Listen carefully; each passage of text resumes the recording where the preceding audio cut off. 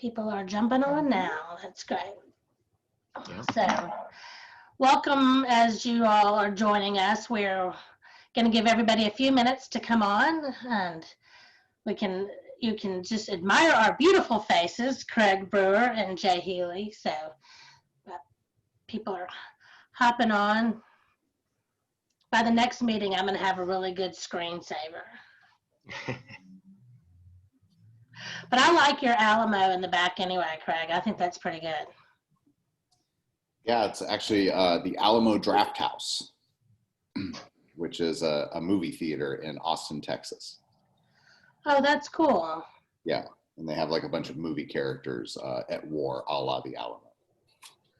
Oh, that's so cool. I like that. I like that a lot. Well, this is going to be a fun meeting. I've been looking forward to it all week. After I went back through and watched your video again from the dinner, and you should be on screen, not just behind. I mean, you do a very good job. Thank you. Probably the best compliment I got was I came up to Eddie Murphy and Arsenio on set, and I started giving them notes. And Arsenio was just like, "Oh, your voice is so low and so so smooth. You should be on the radio." So I could do that if it means sitting in front of a microphone on my butt all day. Sign me up. You do have a good voice, that's for sure. That's great. It would be good. Well, I want to give everybody just a few more seconds, but while we wait for everyone to come on, I am Pearson Crutcher. I am the Executive Director of the Society of Entrepreneurs. We are a membership organization of local entrepreneurs. Our mission is to educate and encourage entrepreneurs, so we do that by our monthly roundtable meetings, and at the roundtable meetings, which are sponsored by Paragon Bank behind the scenes and eBiz Solutions. So we really appreciate those people for making these possible. We love to talk to seasoned entrepreneurs and have them answer questions about their journey. So Jay Healy is with me today. Jay is the CEO of Century Wealth Management. And Jay and I have a unique partnership. We're working together on our podcast, Entrepreneurial Insights, which we dropped the first one. You like that logo, that jargon? Okay, now know the podcast. We dropped the episode yesterday with Dick Godomsky. So we've been having a great time. So I've asked Jay to be our special guest to talk about his business shortly, Jay, before we get the program started with Craig. So Jay, I'm gonna turn it over to you. Sure, thanks, Pearson. And are we recording yet? It is recording. Thank you for reminding me. Great. And I only bring that up because I've made the mistake not recording the podcast interviews, but that's okay. We're all in this together. That's right. The podcast has been fun. I really encourage anybody who's interested in some of the conversations to check it out, and certainly give us feedback and ratings if you want to. And Pearson, I appreciate the invitation to today's event. Just as a simple explanation of Century Wealth Management, what we do, who we work with. So we were a firm founded in 2000, really to serve my father-in-law, who is Dick Godomsky, a member of the Society of Entrepreneurs, after he sold his business. And so for the first several years, I worked pretty much exclusively for him, but then built a platform where I could serve other people along the way, and in the mid-2000s opened up to take outside clients. One of the things that I think is unique about what we do and how we do it, we work with a lot of entrepreneurs, and when you are building and growing a business, you are building capacity inside that business to manage your personal affairs. So you may have a CFO who gives you tax advice, you may have a personal assistant who helps you do the administrative work. And when you exit your business, sometimes those resources disappear. Well, we have built those resources in our business so that people can easily and effectively migrate from doing that at work to having it be done for you personally. So we consider ourselves a family CFO. And with that, we manage investments and do financial planning and all the administrative work that needs to be done behind the scenes. So that's That's my elevator speech for Century Wealth Management. Well, very good and very timely. Thank you very much. He knew I was going to cut him off. I've got the power of the mute button over here.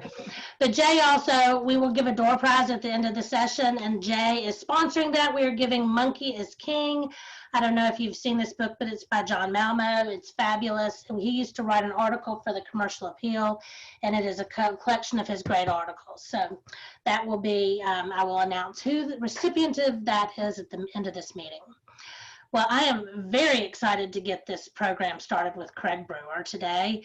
Craig, thank you. I know that right now your life is a little crazy since March the 5th will be the coming out of Coming to America. So I hope that you will discuss some of that. That's really exciting. When I was preparing for this meeting, though, I did rewatch your video. And one of the things that struck me was the initial conversation of what is your spine? So, Craig, I think that in your words, why don't you tell us a little bit about what your spine is, where you came from, and what that means? Yeah, I forgot we talked about that. Hello, everybody. I pretty much I grew up in the theater. I grew up acting, and there's all these tricks that actors have to kind of learn to get in touch with their character and keep the narrative moving forward. And especially when you're dealing with film, you know, what a lot of people don't realize is that you're filming out of continuity. So if you have a location or something where the first scene in the movie and the last scene in the movie happens to be at this location, then you're filming the first part and the last part maybe on your first day of filming. So you have to kind of know your character in all different places as to where they are. So I'll give you an example of what I mean by find your spine. Tootsie. I don't know if y'all remember Tootsie with Dustin Hoffman. Sidney Pollack, who directed the film, was talking about that he as a director needed to find a spine for Tootsie. And because he was smart and he realized that once you see Dustin Hoffman in the dress, you got like about 5 minutes or 10 minutes of funny, but then it's going to wear off and you're going to get a little lost as to where the story's going.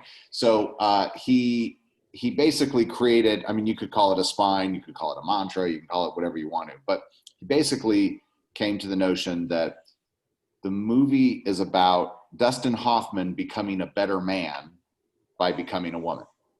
So if he faces a scene that's later in the movie or in the middle or wherever, or an idea comes up, he would say, "Oh, that's a good idea, but does Dustin Hoffman's character become a better man by being a woman in this idea?"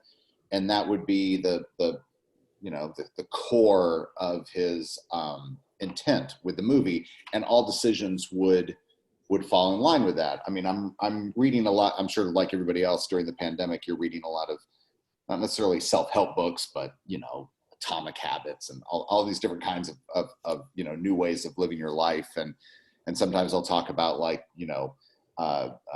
swimming teams or like people that weren't like winning at something, and they basically decided like, well, can I ask a question that would override every decision? In other words, like, oh, I think I'm going to go out for drinking tonight. Well, is that going to make the boat go faster when we're in competition? Oh, well, no, it won't make the boat go faster. I should probably go home and go to bed, or I should go work out.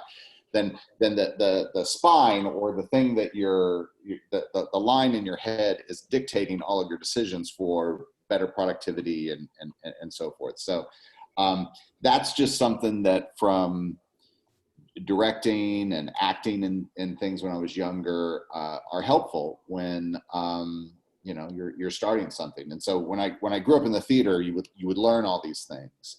And then I found that when I started making movies, it would help. It would help a lot with actors looking to you for leadership, and many times I'm trying to find what I call the note under the note. If somebody's saying like, being very specific with like, well, this is a problem, this is a problem, this is a problem. I'd be like, okay, there's probably some larger problem that they're not able to articulate. And I've got to figure out what the large note is over these particulars. I'll give you an example. Hate to ramble, but I was on set once with a writer and an actor that was in a TV show. We were doing a television pilot. And all the actor had to do was in one scene, he was in one outfit. And now in this scene, he's changed into a different outfit. Seems simple, right? And so I come up to the actor and I say like, okay, so just as this scene begins, I'm going to start on your shirt. I'm going to come up to you. You're going to be putting on the shirt and buttoning it up. He goes, I would be dressed by now, Craig. That doesn't make sense. And I turned to the writer who wrote the episode, and he goes, no, we need to show that you're changing because it's part of your character. You know, you're this thing out in the world, but then you go into your garage and you change into this thing and you come into this thing. And the actor was just absolutely adamant that that the scene should already begin with him dressed in the other outfit. And it turned into kind of a fight. and the actor stormed off and went to his trailer. And my job is to go to the trailer and make it all happen and make sure we make our day. And as I was, I met with the actor and I met with the writer, and I was like, so, you know, is this going to be the one argument that we have over a shirt? I was kind of hoping it'd be over something else. And he goes, I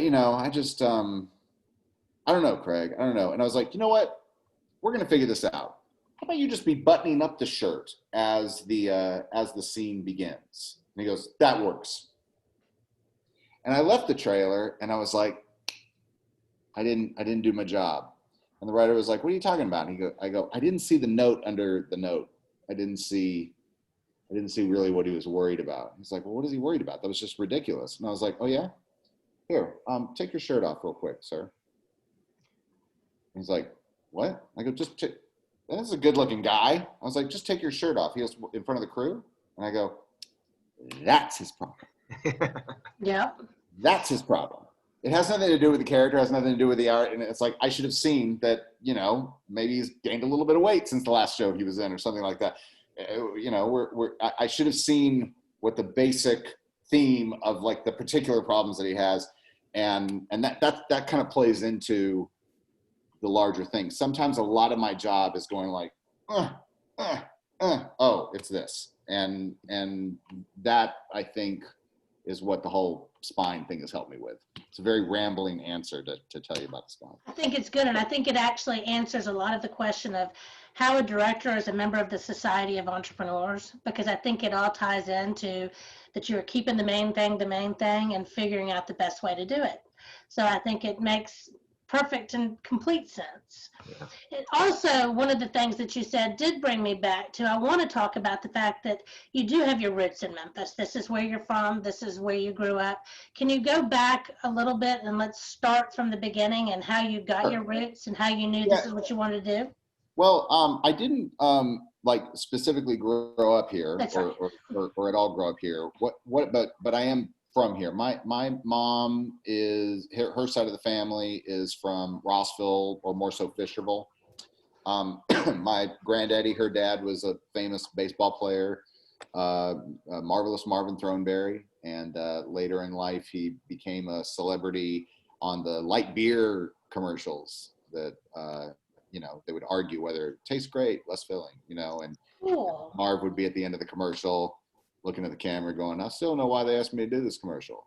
Light beer from Miller, everything. So it was interesting that, you know, my family was very much into sports, but I was a chubby kid when I was young. And so I got into theater, but ultimately I signed with the same agency that my granddaddy had as an entertainer. So we kind of, both me and my granddad both, you know, shed sports and went into entertaining people. My dad's side of the family is all from Collierville.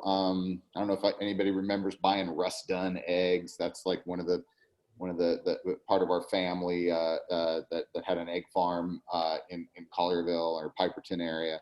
But then my mom and dad got married. My dad joined the Army, so I was born in Virginia, Fort Eustis, you know, on an Army base.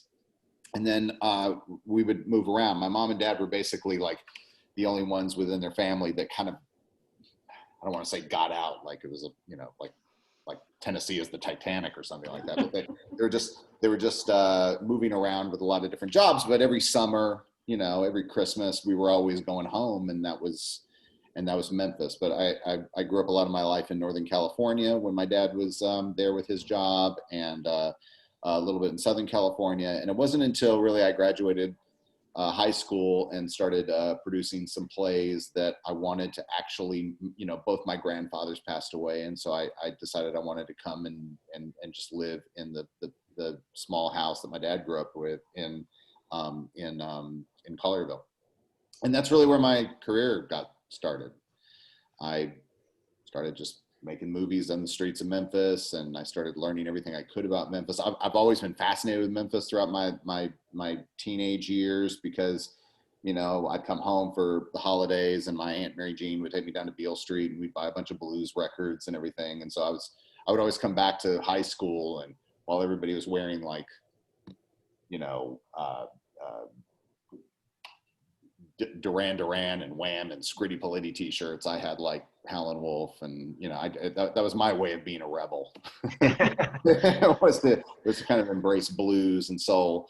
But it really was like, you know, about 1993, 94 that I moved here, and I've been here ever since.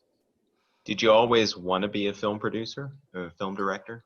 Yeah, I remember what it was. It's really interesting you say that, because I've been asked that a lot, and I've tried to like pinpoint the moment that I realized I wanted to be a filmmaker. And I think I finally figured it out, which was when I was in the 4th grade. I saw Raiders of the Lost Ark. Mm-hmm. Now, when I was younger, I'd see Star Wars and, you know, and all different kinds of movies. But I think up until then, I believed that movies were kind of like, I didn't think about them being made. They were just that thing that you'd go to, and you get to eat candy and popcorn and have a great time in the dark watching some great story. And then you got to play with toys afterwards that you got to, you know, make the movie again with, you know, your Lando Calrissian and stormtroopers. But then I was like, oh, I'm going to be an archaeologist. I'm going to find the Ark of the Covenant. I'm going to, you know, I'm going to be Indiana Jones. That's what I'm going to be. I'm going to be, you know, hopping from truck to truck and kissing pretty girls like Miriam, and that's the life of an archaeologist, you know. And then I saw a movie that my dad rented. This was back, you know, I'm 49, and I'm sure there's others probably listening that are my age, but, you know, there was a time where you had a video store, and this is pre-Blockbuster, and they were usually, the video store was usually part of like a TV appliance store, and they started renting movies. And so my dad was kind of going through a renaissance of watching movies like Bridge on the River Kwai and, you know, all the old movies. So it was kind of like a film festival in my household back in the day. But one thing that he brought home was there was a new video cassette called The Making of Raiders of the Lost Ark. And then I was like, who's this skinny guy with the hat walking around telling everybody what to do? Like, that may be what I want to do. You know, I don't know if I want to be Indiana Jones. I think I want to be Steven Spielberg. And so it became this thing that my dad and I would do. He would be like, oh, well, you know, he did Jaws. And I was like, well, I don't think I've seen Jaws. And so we'd watch Jaws. And then like when E.T. came out, I remember specifically my dad and I going to the theater knowing it was the new movie from Steven Spielberg. So we were director driven at that time. And it's interesting because I just did Coming to America. And one thing that I've been talking about a lot is how much I loved the films of John Landis when I was growing up. And it also was because of a making of movie. When Michael Jackson's Thriller came out, this movie came out on MTV that then came out on VHS called The Making of Thriller. And John Landis directed Thriller, but during the making of Thriller, him and Michael Jackson are talking about American Werewolf in London.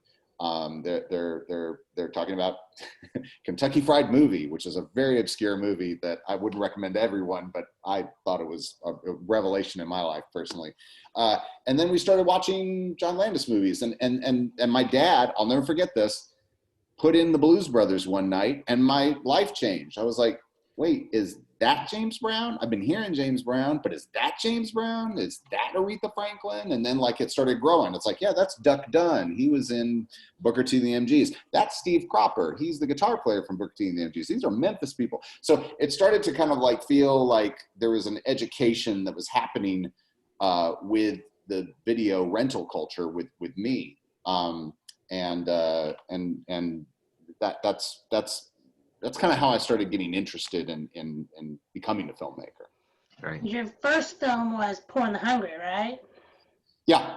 Well, no. And I talk about this. My first film was a movie that I made called Melodies Surviving, and I shot it on film, and it was an absolute disaster. I maxed out my credit cards. I think I blew like 30 grand of credit card debt on it. And it was just an absolute nightmare. I think I just like about 4 years ago, I recently got the rest of it developed. But I learned a really big lesson on it. And the lesson I learned was that it's actually a good business lesson, which was that I thought that you could make a duck just by walking and quacking like a duck. And so I was like, well, movies are made on film. So I got to pay for this camera to do it on film. And I got to have this kind of a tripod to hold that kind of heavy of a camera. I've got to like, oh, wait a minute, I need a dolly. I need to do all these things. And then I'd get the film back and I'd be like, yeah, but the scene isn't that alive. The scene isn't all that good. And it's because I put all this energy into all the dressings, all the things that everybody said you should have in a movie. And I hadn't really thought about the story. I hadn't really thought about the performances that were happening because I was so specifically like dealing with all these other smaller things that people said, well, that's how it's done. And it wasn't until later that my dad read this movie that I wrote called The Poor and Hungry, which was about car thieves in Memphis. And it took place at the P&H Cafe and on Madison, and had a lot of colorful people in it. And my dad called me up and said, you're going to mess up this movie, I worry. And I was like, why do you say that? And he goes, well, I think you're going to overproduce it. It's about people that don't have any money. And I think that you need to just get one of those little video cameras and try to make the movie feel like what the subject is. So they don't have any money. You don't have any money. Celebrate the fact that you don't have any money and make it in black and white. And so I did. It was me and my brother-in-law. He held the microphone. I held the camera. We lit it with clamp lights and photo bulbs, photo flood bulbs. And, we made our own lights. And I had a '83 Honda Civic that, my dad drove, and then I drove in high school, and then my sister drove in high school, and then I got it back when she went to UT. And so we took out the back seat and laid down plywood. And so like everything fit in a '83 Honda Civic. And that's how we made the movie. And it's interesting because I made it with $20,000 that I got from my father passing away. He the day he told me you should just do it on a video camera, he died of a heart attack. My dad died of a heart attack at age 49, and we weren't expecting it at all. He was a healthy guy. And I just turned 49 this last December. So, it's nothing like going into your career and going into the back end part of your life with some good, mortality issues. But it's actually been good for me to approach this year with everything that I've been able to do with it. Yeah. So if we looked at your resume, we would see The Poor and the Hungry, and we would see Hustle and Flow and all the other movies you made over time. What that doesn't tell you is how hard this journey is. I would imagine that every movie is like starting a business. So could you give us some background of like, how hard that journey was and Oh, sure. I mean, it's kind of like two questions, because it's like there's the question of what's hard about making a movie, and then like what's hard to like start a career in movies, there's the question I usually always get is like, how do you make it? How do you make it in the movie business? And there's so many different ways to do it. But I think that Well, it's interesting. Here I go tangentially again. Yeah. So I sang in choir, and when I was in high school, and I remember my choir teacher, Ted Reed. He told me something that resonated with me, and that was like, okay, so I don't know if anybody reads music, but let's say that you see notes going up to a really high note, and then it starts coming down. So you you think to yourself like, oh, that high note is going to be a problem for me. I don't know if I can go that high. He said, don't think about the high note. Think about the note after the high note. Focus everything you can on this note after the high note when you start coming down, the note that you know you can hit. And I think about that a lot when I think about like how hard it is to make a movie or to keep going in this career, is that I think a lot of people wonder like, well, how do I get into it? And I was like, I think the more you start working at it, the more you go, I know I used to think that was the high note, but the more worrisome note is, what do you do once the door opens and you can start doing it? And no one really puts that much concentration on what they would do once the door opens. And I sometimes will have people say like, well, how do I make films? And I go, well, tell you what, in a minute, tell me about the movie you want to do. And then they tell me the movie. Usually takes them longer than a minute. And I go, oh, I said just a minute. So okay, that's good. We're not interested in that. What else do you have? Like, well, there's a movie like this. And it's like, we have something like that in development. What else do you have? And then you start realizing like, oh, I'm not ready for this moment. I'm not ready to say to them who I am, because it takes so long to make movies. And it kind of gets back to that spine thing. It's like, why are you making this movie? Why should you make the movie? Why should we let you make the movie? And what's that singular thing that you're trying to tell? I remember when Paramount called me up and they wanted me to make the remake to Footloose, and I turned them down. I was like, absolutely not. Absolutely no way am I going to do a remake of Footloose. I loved the movie, the original movie, and I go, and it's stupid. There's not a town that bans dancing. It's just ridiculous. But I was a dad now. When I saw Footloose when I was younger, I wanted to be Kevin Bacon, spinning and dancing. But now I'm a dad, and I kind of don't care about their personal freedom. I want them safe. I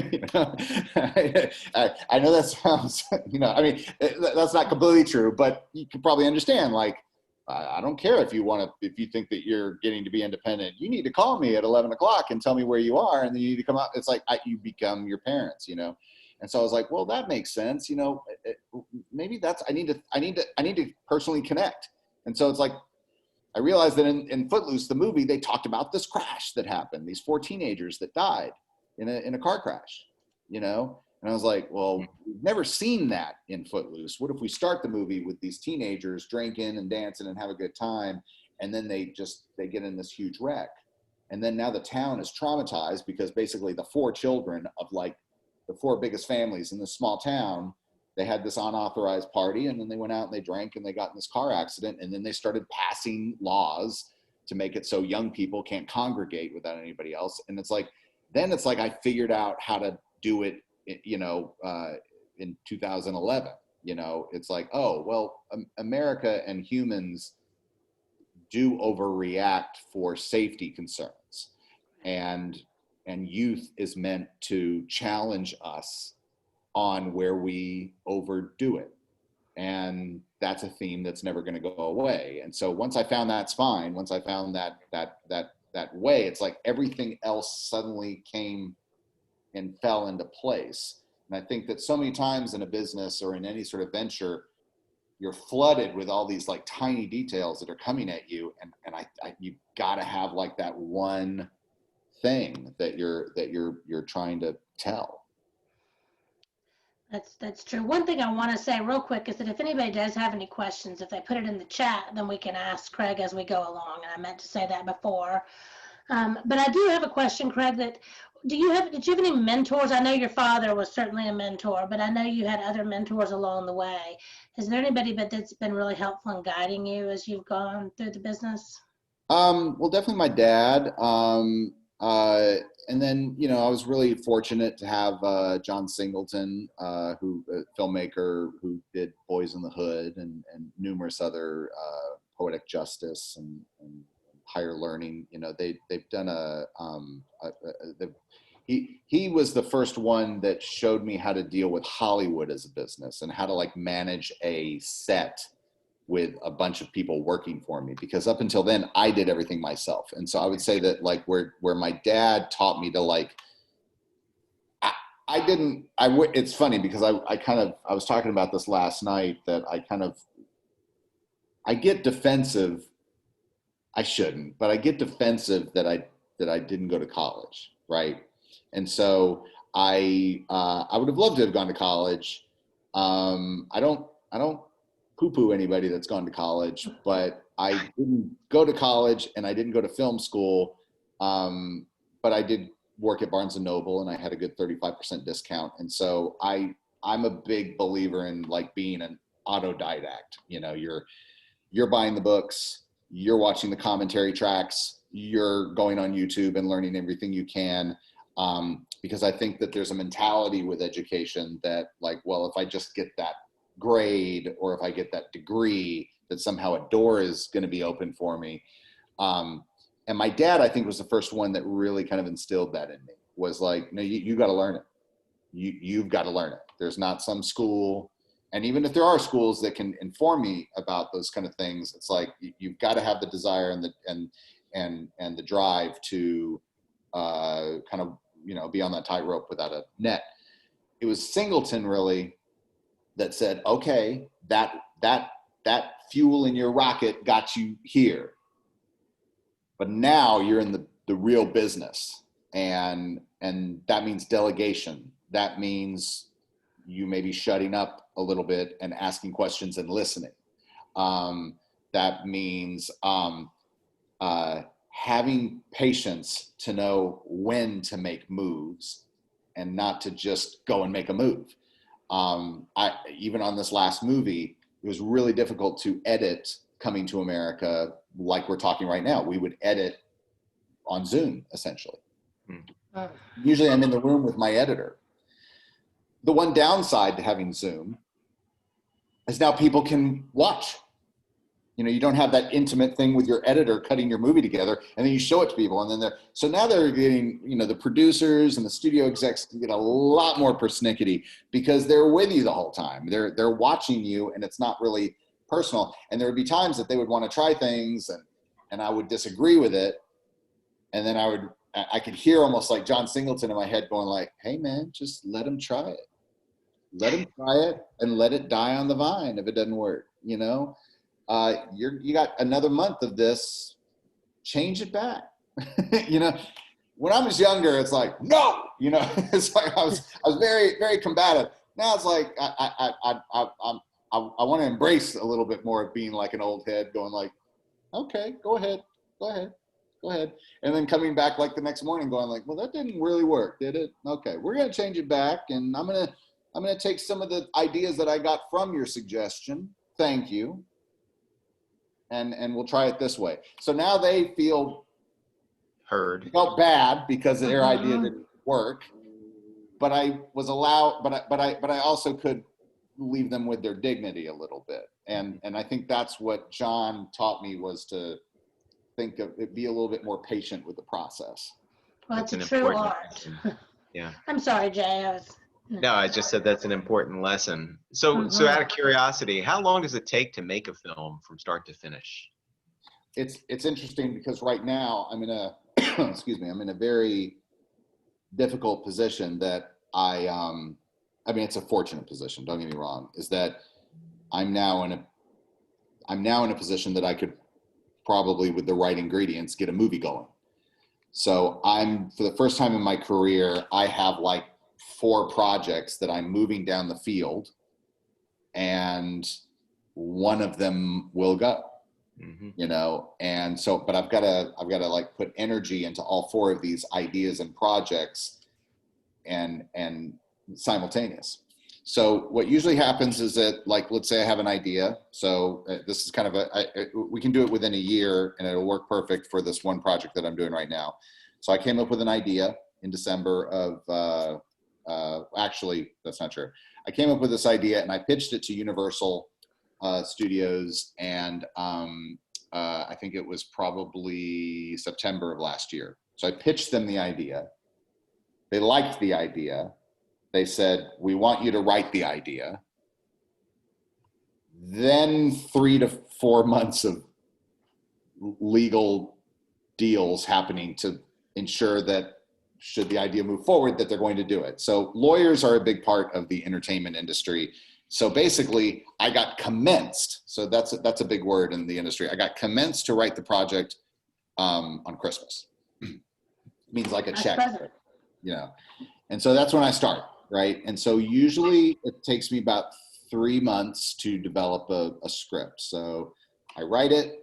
I get notes, I do rewrites. I just, sometimes I give it to a line producer to budget it. And they're like, Craig, you've got like 9 crowd scenes in here, and it's a period movie or whatever. And that's a lot of extras, and we got to feed the extras. We got to dress the extras. We got to put hair on them of the time period. Like, can you do 2 crowd scenes? And so it's like, sometimes budget comes in, and I got to like go, okay, let me see if I can redo this. Oh, tell you what, we'll have the 2 characters sitting at a bar and they're watching a feed on television of it, you know, and then and they're like, oh, that's cheaper to do. So it's like, you're in that mix for about 3 months. Then let's say that you have all the elements, you get an actor involved. Let's say you spend a month going out to actors or actresses saying that they will or will not do it. So let's just say that I started writing January, February, March, which means April, I'm going out to the community to try to cast it, right? So let's say that I have a go picture. That means that May, I'm in prep. So you want to do about 2 to 3 months of prep, but let's say 3. It's usually 10 weeks, but let's just give it the buffer of casting. So it's another 3 months. So January, February, March to write it, April to cast it, May, June, July, you're preparing for it. July, August, September, October, I'm filming it. Then it's a 5-month editorial process. Wow. So that's, you know, what are we at? November, December, and then of the next year, January, February, March. Wow.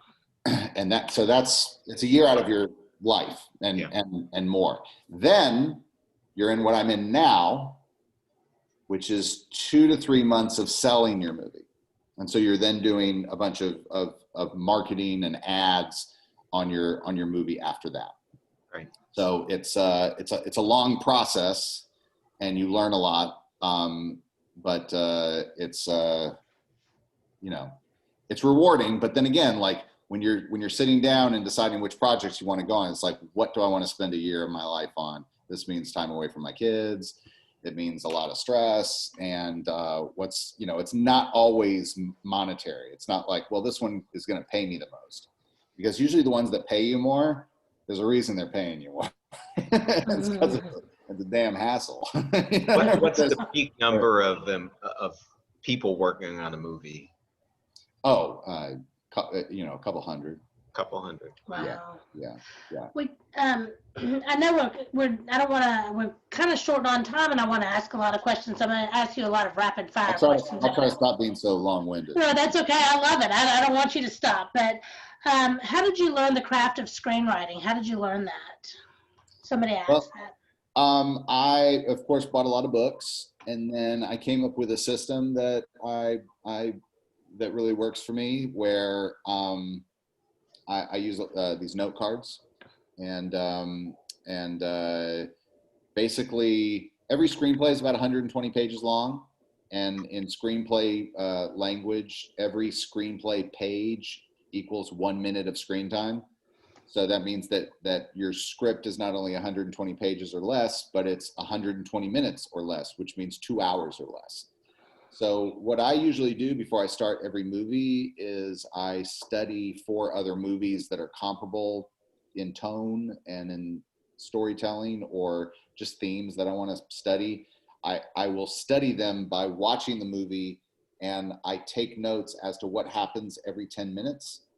And I keep the counter on, you know how like when you hit info on your Blu-ray or whatever, and you can see like how many minutes in.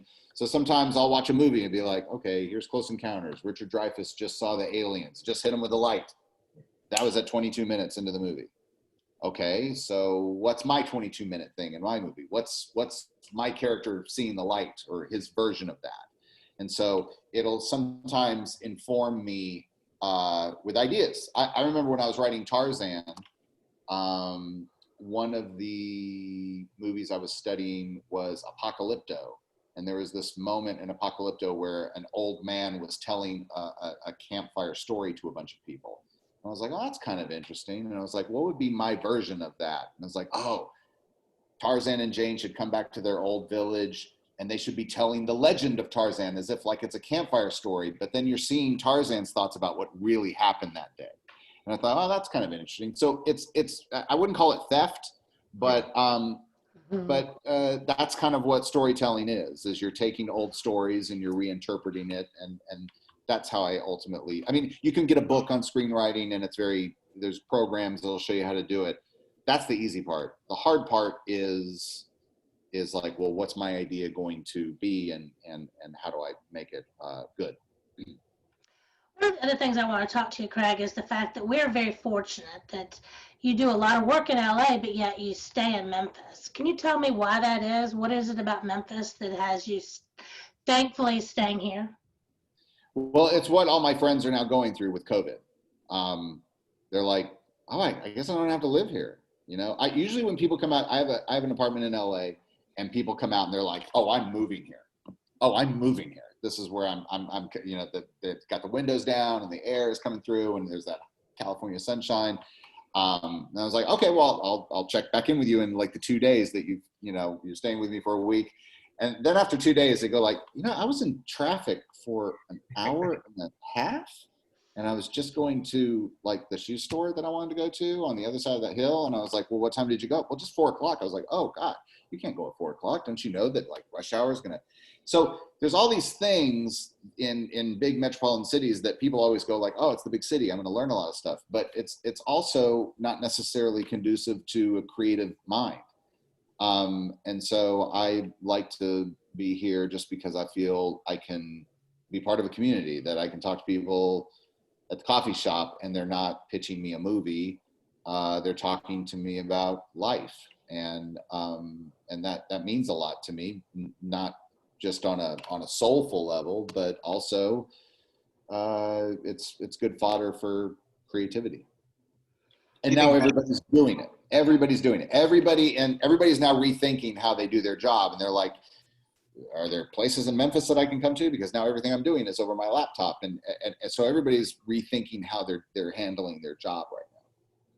Do you think that there's some upside capacity for Memphis as an artistic community? Yeah, well, it already is. It's already a huge artistic community.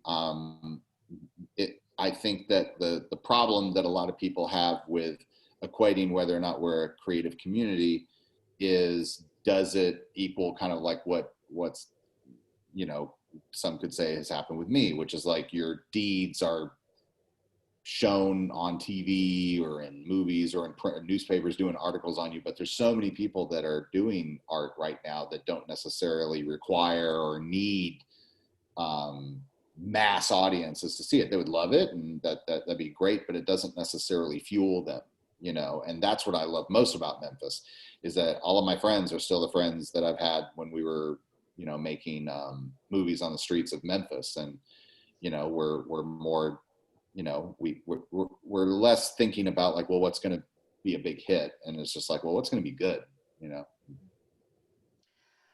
You know what? One of the questions also that we just got was, what do you think is the future for movies? I mean, I know this pandemic has changed your industry more probably than anybody's. people aren't going to the movies right now because you can't. So what do you think the future is? Well, it's very interesting that I was going to have my first major studio release with Coming to America. I mean, it was going to be in 3,000 theaters. It was going to be a global event in theaters, and that's how I try to design my movies, for a communal experience. But now Amazon came along, and because of all the problems with COVID and theaters, and also things that you don't quite think about. So Coming to America, primarily our core audience is our age, because we were young when Coming to America, the first Coming to America came out. So the core of Coming to America's audience is afraid to go to theaters. And so there was a lot that was a problem with it. Not to mention, and this is some BS a little bit, but there's this notion that African-American based films don't have as big of a foreign revenue or audience. I think that there's a lot to argue with about that, but they primarily, a majority of African-American based films have a huge domestic take. So when Amazon came along and they offered all that money to Paramount, I was disappointed, because I love my movies to come out in theaters, but then it got me thinking that, well, on March 5th, millions of people are going to be able to watch it without having to worry about, can I go watch it? And that's probably, unfortunately, but also fortunately, where things are going. I mean, whenever people talk to me about the future of movies, I usually ask them, and this is before COVID, I was like, what did you what did you think of that one particular art film that came out this last week? And they go, oh, well, I haven't seen that. And I go, well, there's your answer. You vote with your dollars. You didn't go, so they're going to stop making those. They're going to make the Marvel movies, or the movies that are going to get a big mass audience for it. But now the playing field's oddly kind of level, because now you just watch, you see these event movies as well as smaller movies on your streaming services. So demand has never been higher for content. Everybody wants to be watching some new show. I don't know if any of you are like this, but you're like, what are you watching? What I just finished The Flight Attendant. What should I watch now? And that's now the conversation that's happening a lot. So to some extent, whenever like, I have a lot of people call me and say, like, my kids want to get into movies, and what should I do? And I was like, well, definitely encourage them to do it, because if you're just looking at just employment, like American cinema is and television is like, the world wants to be that. There's not other countries that do what we do better in that. And storytelling is never going to go away. It's never, ever, ever going to go away. The conveyor belt as to how people experience these stories may change, but never is there going to be a moment where people are like, I don't need somebody to like toy with my emotions with some great story. I'm just going to go to bed. It's just not going to happen. People need it. And so if anything, there's a lot of opportunity happening right now, but there's just a lot of change that's happening. But I don't think that's bad. Can you imagine that during this pandemic, if Netflix wasn't there? I mean, what would we be doing? Well, that's what I'm saying. And it's even like, I always look at one of the good reasons to have kids is to, learn from them. And so I'll go into my daughter's room, and I bought her a big ass TV she could watch, but she's still watching it on an iPad, talking to her friends on a phone. And I'm like, this is not how I watched movies when I was growing up. I'd go down to the Cine 3 and mom would drop me off, and I'd sneak in some candy. And like, now they're not even watching shows on like the big screen TV. They want to, I even say like, I've got this big screen TV for you. Do you not want to watch? She goes, I like holding it. So I will say that like there's an analogy there with music, because when we got away from LPs to CDs and then to streaming, people then realized that like the experience of taking that record out of the container and putting it on the turntable was actually experiential and meaningful. And that's why vinyl has come back strong. And I Oh, wouldn't be yeah. surprised if movies in the theater eventually come back strong. Well, I think that that's going to be what theater owners need to wrestle with now. Because I mean, like so many people, I'm friends with, you know, Jimmy Tashi, and he's always said, like, we're selling an experience. We're not selling a product. We're selling something that doesn't even have a, I mean, the movie businesses, we're basically selling you memories. We're selling you these stories and feelings, and theater owners, you know, they're selling you the experience of that story being told to you. So when I go to Los Angeles and I go to the New Beverly Theater, and that's Quentin Tarantino's theater, right, that he owns. And in Quentin Tarantino's movies theater, you can't have any digital projection. Every single print that he shows has to be on film, which means that you sit down, a guy comes out and he tells you about what movies are showing this week. He tells you about what you're seeing that night. And then suddenly there's an old fashioned newsreel of the date that the movie that you're watching is that night. Then there's a cartoon. Then there's trailers from like 1975, you know, and then you watch a movie. And now you've just been put in this experience that's different. And that's kind of the vinyl experience by way of movies. So I think that there's probably going to be a day, unfortunately, where some of these major conglomerates, I mean, I don't think unfortunately, I shouldn't say that, but like, let's say Disney buys a theater chain. So you're going to be dropping off your kids at the Disney movie theater, and on half the building is probably going to have like all these Disney movies that you can see, both old and new. But on the other half of the theater are probably like, you know, simulator rides like they have at Disneyland, and then a bunch of restaurants and stores. So it's not just the movie that you're having the experience, but you're having an experience with the world that the movie is in.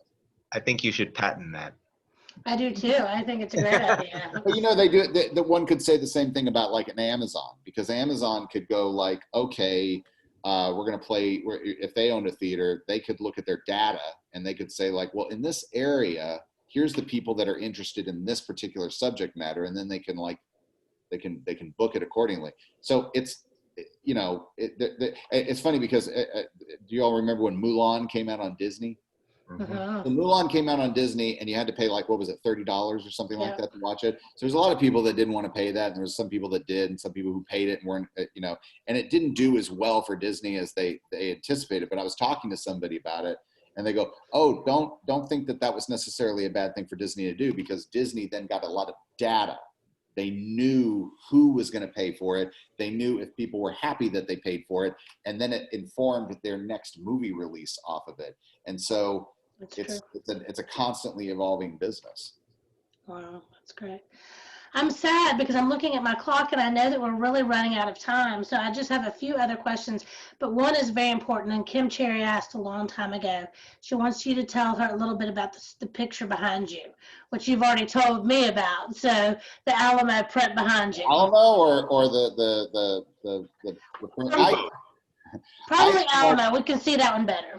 Well, the Alamo is called the Alamo Draft House. It's in Austin, Texas, and it's a really cool theater where not only are you watching a movie, but they have waitresses. Every other aisle is gone, and they have a railing there. So it's kind of, imagine if Huey's was a movie theater. So you're watching a movie, and then like these servers come by and put like some food in front of you. I collect foreign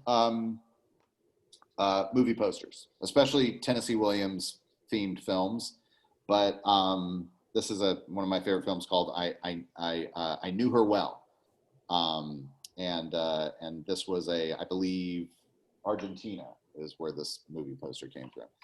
And then I collect velvet paintings. I've had the pleasure of seeing them. I wish that you had it so that we could go through and show all those great pictures, because it's wonderful. Well, I'm going to close with one more question, unless you have anything, Jay. No. Actually, I have two questions, because we always ask this question, so I need your opinion. Do you think entrepreneurs are born or taught? Oh, that's a tough one, because I would imagine that it's taught.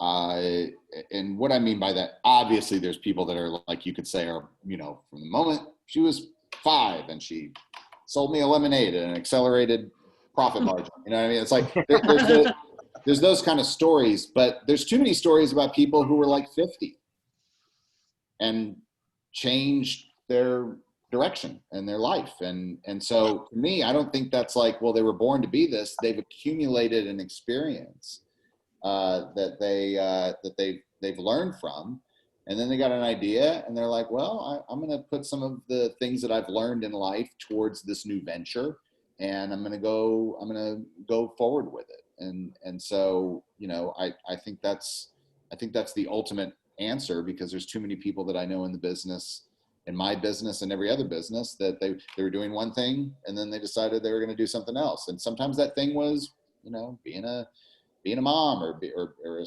stay-at-home person or somebody who wasn't actively out in the business world, but they took what they learned and they created a business off of it. So I would say that life is constantly teaching you, and that's really the ultimate answer over just like you're born with a talent and then you get to fall back on that talent. You can't do that. And then in closing, what excites you the most about Memphis right now? Well, I guess what excites me,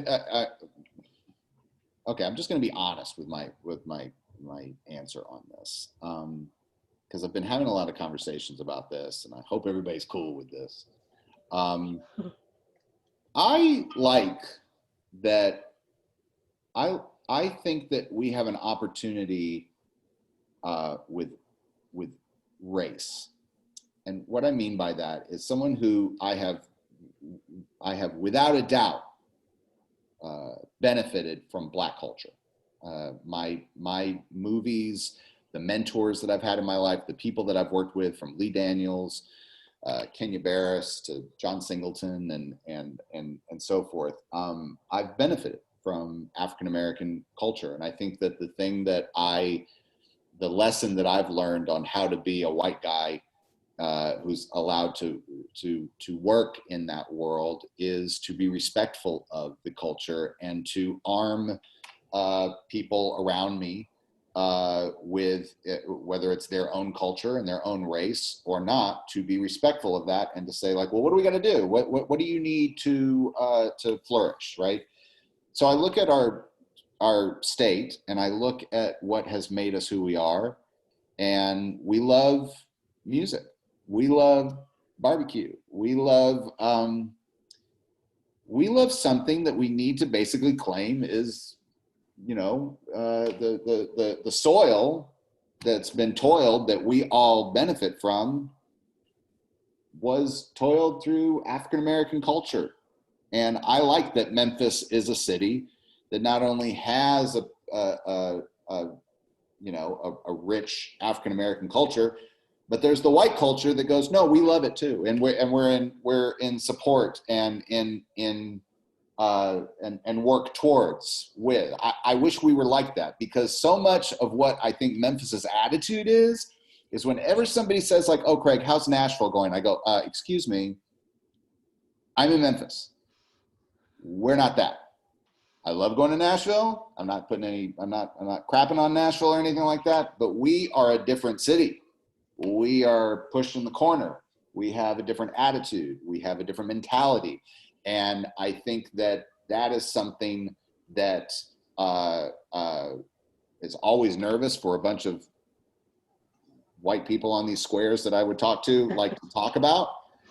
But I think that it's something that we have a lot of opportunity in, to create to further our identity as Memphis, a city that is different than anywhere else in the state and different than anywhere in the country, in the world.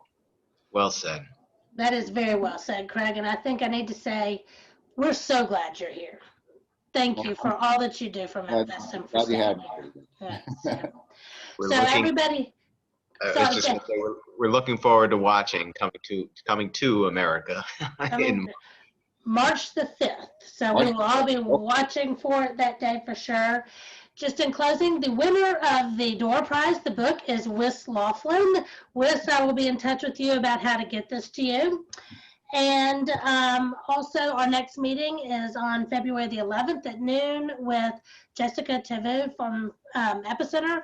So she's going to do an update on what's going on there. And the winner of last year's Next Big Thing, which we can't do this year because so much of that is the togetherness and the networking in February. We're not going to be able to do that then. So our winner from last year, Leah Winter, is going to talk about what happened with her business in the last year. So thank you, Craig. This was wonderful. I really, really appreciate your being here with us today. And thank you all for being here. Jay, you too. Absolutely. It's always fun. Great talking to you all. Have a good one. Thank you so much. Bye-bye.